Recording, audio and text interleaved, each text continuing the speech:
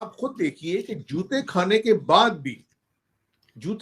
बाद भी इन लोगों को कोई शर्म हया नहीं है, कोई शर्म हया नहीं है। यानी ख्वाजा आसिफ ने जो कहा था ना, कोई शर्म हया नहीं है। एक्चुअली शरीफ साहब, शहबाज शरीफ साहब ने जो उठ के बयान दिया कि जी हम इंडिया के साथ बैठना चाहते हैं, अगर आर्टिकल 370 को वो जो रिवोक किया उसको खत्म कर दें, ऑल दैट, उसका स्टेटस बहाल कर दें, तो वो आगे से भारत ने क्या किया, उन्होंने हंस के उड़ा दिया। उन्होंने कहा आपकी हैसियत क्या है जो आप हमें वो करते हो, आप ठेकेदारी करते हो इंडियन मुसलमानों की, आप किस बेसिस पे करते हो? क्या आपने पूछा है उनसे?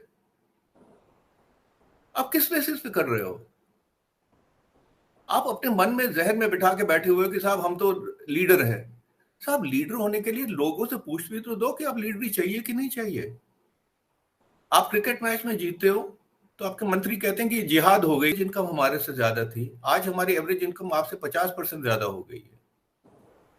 तो आप डिसाइड करो कि आप क्या चाहते हो और वो डिसीजन उनसे जो इंडियन खारजा पॉलिसी है ना, उसको टो करने वाली बात है, क्योंकि इंडिया की शुरू से ये खारजा पॉलिसी रही है।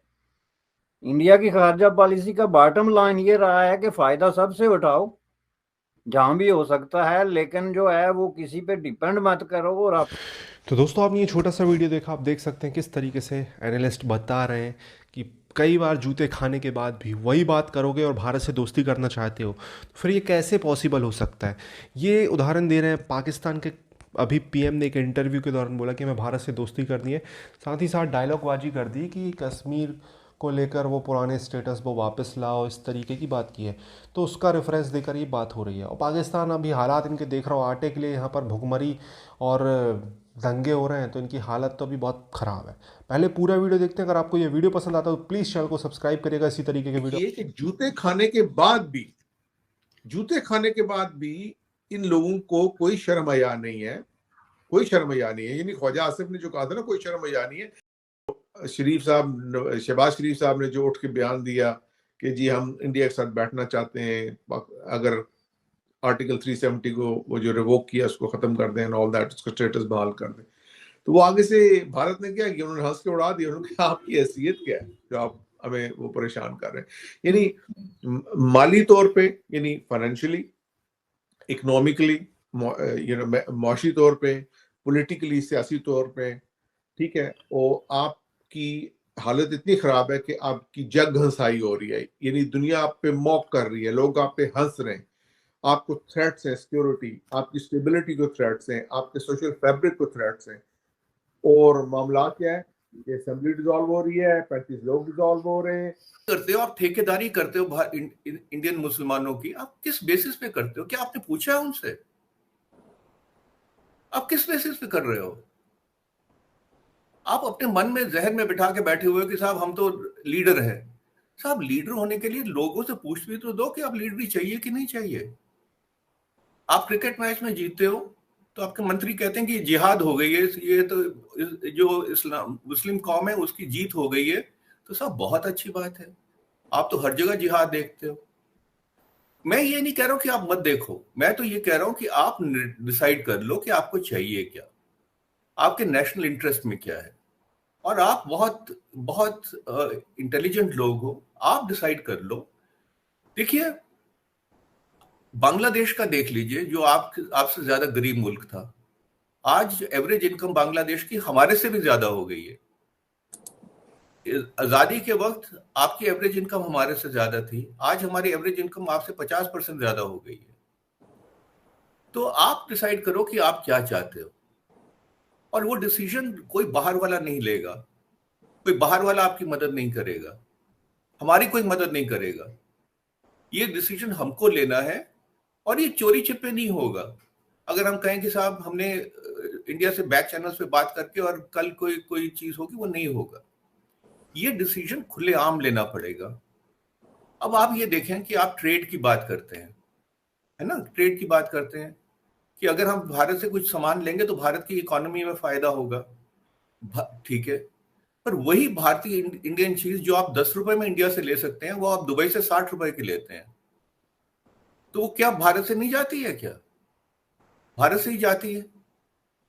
आप क्या करते हो कि अपना इंटरेस्ट देखने की जगह आप ये देखते हो कि इंडिया को नुकसान कैसे पहुंचाया जाए।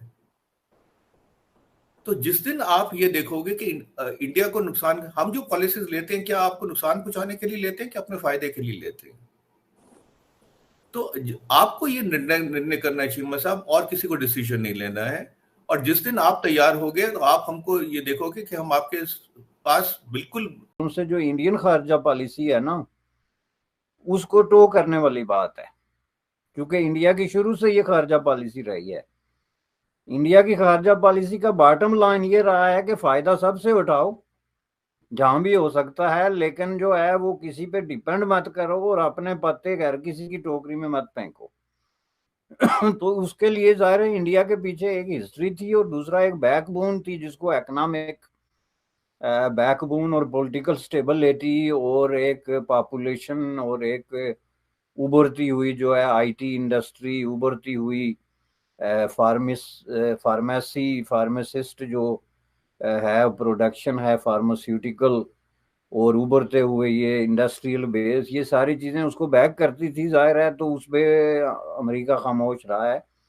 तो पाकिस्तान की वो सिचुएशन नहीं है, लेकिन मैं समझता हूँ कि इस स्पेसिफिक वक्त में अगर ये स्टैंड ले लेते हैं तो तेल पे अमेरिका उनका कोई नोटिस नहीं लेगा। लेकिन सवाल ये पैदा होता है कि जो रूसी तेल है उसमें और दूसरे तेल में कितना एक फर्क है, और वो जितना भी फर्क है और कोई भी करेंसी है, वो करेंसी आएगी कहाँ से, सवाल ये पैदा होता है। क्या वो करेंसी जो है वो आप आईएमएफ के कर्जे या सऊदीया के डिपॉजिट्स या चीन से तो अब आप उम्मीद ना रखें ना। वो चीन अगर अब कुछ देगा भी तो जो वो सैलाब के हवाले से उन्होंने ऐलान किया, दैट्स इट। तो अब ये कैसे आगे चलेगा, सवाल ये पैदा होता है। ये मेरे मेन जो है ना वो सवाल है। बिल्कुल सही कहा आपने बैरिस्टर साहब कि ये चीज चलेगी कैसे और ये पैसा आएगा कैसे। क्योंकि अगर तो आपकी अपना ये जो जैसे फॉर एग्जांपल सऊदीज भी ये कह रहे हैं, चाइनीज कह रहे हैं कि हम अपनी करेंसी में काम करेंगे, डॉलर के ऊपर जो है वो जारी बात है एक सवालिया निशान आएगा, क्योंकि ये डॉलर को नीचे करना चाहते हैं। पाकिस्तान की ट्रेड हब जो गरीब मुल्क हैं वो कहाँ से डॉलर लेके आए, ये बात इसमें भी वजन है बड़ा। जारी बात है हम होस्टेज तो नहीं रह सकते at the end of the day. जिस तरह वो डॉक्टर जयशंकर कह रहा है कि भाई मेरी अवाम की जो पर कैपिटा इनकम है वो $2000 है, यूरोपियन अवाम की पर कैपिटा इनकम $50,000 है। तो आप लोग तो अच्छे भले पैसे कमा रहे हो, हम क्यों गरीब लोग जितने भी इंडिया पाकिस्तान में, जहाँ पे बांग्लादेश में, इन खित्ते में जहाँ पे भी गुर्बत है, ठीक है, चीज़ें जो हैं वो हम क्यों अपनी कुर्बानी दें, किस चीज़ की कुर्बानी दें और कितनी देर दें। ये तो वो जैसे आपने कहा कि इंडिया वाली पॉलिसी के सब जो अंडे हैं वो एक ही बास्केट में ना डालें। तो ये सारा निजाम इतना गला सड़ा है और इतना बदबूदार है कि अब इसकी बदबू खुल के सामने आ गई है। अब जो इसका ताफुन है वो फैल रहा है, और जो हरकतें आपके तमाम रहनुमाओं की, उनमें से कोई भी किसी को लगता है कि मुल्क इतनी क्रिटिकल स्टेज पर है, इकोनॉमिक सूरत हाल कितनी बुरी है, 3 करोड़ लोग जो सैलाब ज़दगान हैं उनकी कोई पुरसान हाल नहीं है, उनकी जो हालात हैं वो दुगुर्गों से दुगुर्गों होते जा रहे हैं, other than those few fortunate जिनकी प्राइवेट है जो सा एनजीओ हेल्प कर रही हैं। मुल्क के ऊपर जो सा सिक्योरिटी थ्रेट है, मगरबी बॉर्डर, मशरकी बॉर्डर, दोनों साइड से। अब तो ईरान के अंदर से भी अटैक हो गया, पहले अफगानिस्तान के अंदर से हो रहे थे, अब ईरान के अंदर से भी हो गया। आपको कोई लगता है कि कोई संजीदगी है? आप, I am sorry to say, आपको, I don't mean you yourself as in person, लेकिन मीडिया को भी देख लें।